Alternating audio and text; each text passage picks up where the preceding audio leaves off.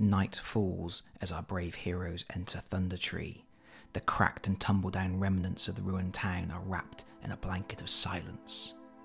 The place seems deserted. But is it? Well, of course it's not, otherwise this would be a terrible unboxing video. Hey everybody, welcome to Always Bored, Never Boring. Today we are going to be looking at some more Nolzur's Marvellous Miniatures. These are 28mm miniatures for Dungeons & Dragons and other role-playing games. And this is a product line that I have recently become quite taken by, and I've started buying quite a few of them.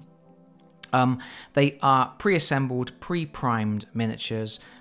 They sell in blister packs, as you can see here, and they're pretty decent. The sculpts are not bad at all. They are detailed without being overly detailed and fussy. The assembly sometimes leaves a little bit to be desired. There's a few gaps and things you might need to fill, and also sometimes the moulding is not great and there are mould lines to remove. But on the whole, for the price, they're pretty decent. The price being I paid £5 a blister in a bricks and mortar local comic store, supporting local, but they're closer to £4, £4.50 online. In my last video, I looked at some hero miniatures I picked up, and these are some creatures that I picked up at the same time. We have a Centaur and we have a Minotaur. We're going to have a look at the Minotaur first because this is the one I'm most excited about. So yeah, they're in blister packs. You get the miniature pre-assembled and you get a round base of the correct size for the particular miniature. And that's it. There it is. Covering 4 squares on this is a Pathfinder wipe clean flip mat, which I use at the moment in a Mines of Phandelver campaign that I am running with some friends. Videos for that are available on the channel if you would like to check it out. And here is the Minotaur. Now immediately you can see some of what I was talking about in terms of where the assembly is not quite right there. There's a really huge ugly gap there that is going to require some filling. It's just the two pieces haven't gone together right when they've assembled it. So there's some filling there, which is a shame because obviously these are pre-primed with the intention being you can take them out of the box and start painting. But yeah, a little bit of prep work required there. Oh look, he's got his little bull tail. Nah, isn't that cute? And yeah, you can see there's a little bit of gapping around the neck as well, but nothing as bad as on that arm. That's actually the worst that I've seen so far. I knew it was like that when I purchased it, but this was the only Minotaur they had in the shop, and I really wanted the Minotaur, and it's not that much of a hardship to whack a bit of green stuff in there. You can also see around the horns, you see that halo of flash there. That all needs to be trimmed off before painting. So so yeah, they're not really high top end in terms of the production in that sense, but the detailing on them is really nice. And most of them, I mean, obviously there are exceptions in any range, but most of them are really nicely sculpted as well. I particularly like this Minotaur. He is leaning into the charge. His morning star is flailing backwards. He is going to bring the pain. Some heroes are in trouble. Yeah, and they always have this sort of a little bit of a scenic element, scenic base. So you can you got a choice. You can either paint them up and then just stick them on the black base and leave the black, or what I do is I actually incorporate the black base into the scenic base as well, so that it's the whole thing. But yes, that's very nice. Let's do a little comparison of him next to some of the adventurers that I picked up at the same time. We'll do a little size comparison.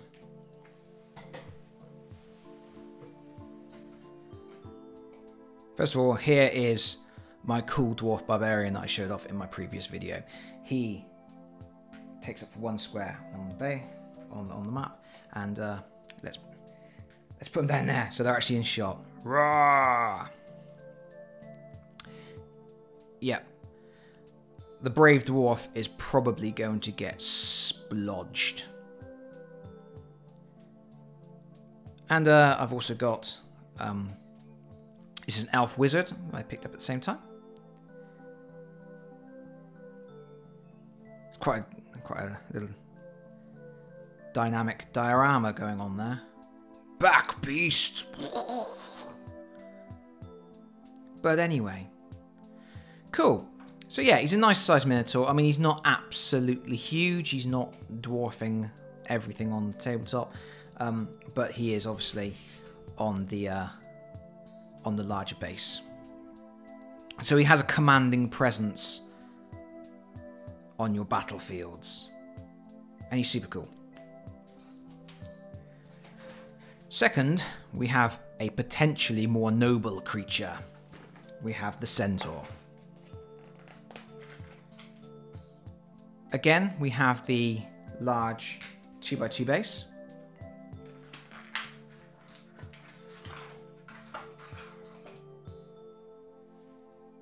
And here is our Centaur. You can see a little bit of bowing on the bow. Bowing on the bow, not on the bow itself. Bowing on the arrow.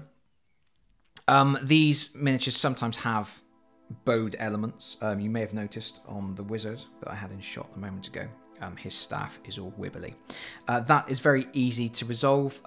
Easiest way is to just dunk it in hot water, reshape it, dunk it in cold water, done.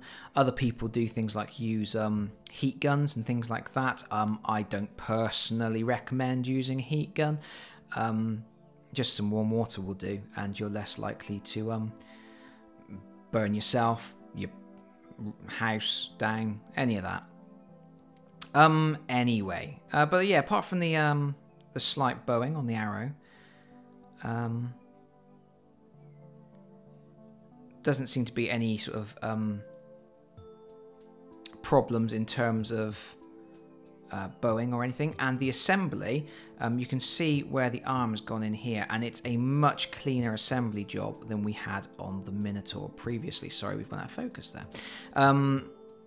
Yeah, you can see that. You can see where the joins are on the shoulders, but they obviously have been fitted much cleaner on this particular model. And the model is very cool. Look at them abs. Very cool. He's got his quiver with his arrows. He is in a sort of a cantering pose, twisting to shoot to the side. He has a saddle. Never really think of centaurs as being something that somebody else would ride, but he does indeed have a saddle. There's an unusual gap in the armour there, and it almost looks like something should be in there, but I think it's just part of the design of this lower section of the armour and the way he's twisting. Maybe. But anyway, there we go. Flowing hair. That's a nice miniature. Now, some people would actually like do something with wire or something here to actually put the bowstring in. I am not one of those people. Life is too short. And also, it's very difficult to get something thin enough that would actually look realistically like the string of the bow, I think. So I prefer not to bother with my archers. But overall, that is a very nicely sculpted miniature. And pretty much, that one's pretty much ready to paint. Like I say, just to slightly straighten out that bow. A little bit of, you can see on the actual casting of the bow, there's a bit of cleanup. But yeah, how's he size up to the Minotaur? Roar. Two decent sized miniatures. Can I have a lift? No. And there we go. That is that. So these are Nolzur's Marvellous Miniatures, pre-primed HD minis. They are available I picked these up in a comic shop, which is relatively local to where I live, and they are available from all good online retailers and stuff like that. And they come out in waves. Some of the older waves are harder to get. But yeah, they're pretty much covering a whole bunch of the stuff you might regularly need in your Dungeons & Dragons campaigns. And I certainly have plans to pick up more of them in the future because I think they're super cool, and I love having a variety of different creatures to paint. Dungeons & Dragons is really giving me free reign just to pick up cool miniatures and paint them, and knowing that at some point they will get used in an adventure somewhere to cause my heroes some grief. But that's it from me. I hope you found this video interesting. Please like and subscribe if you haven't already done so, because that will make me a very happy man. If you have any comments, I do read all the comments. I try to respond if I possibly can. And hopefully I will see you all again very soon. Bye-bye, everyone. Bye-bye.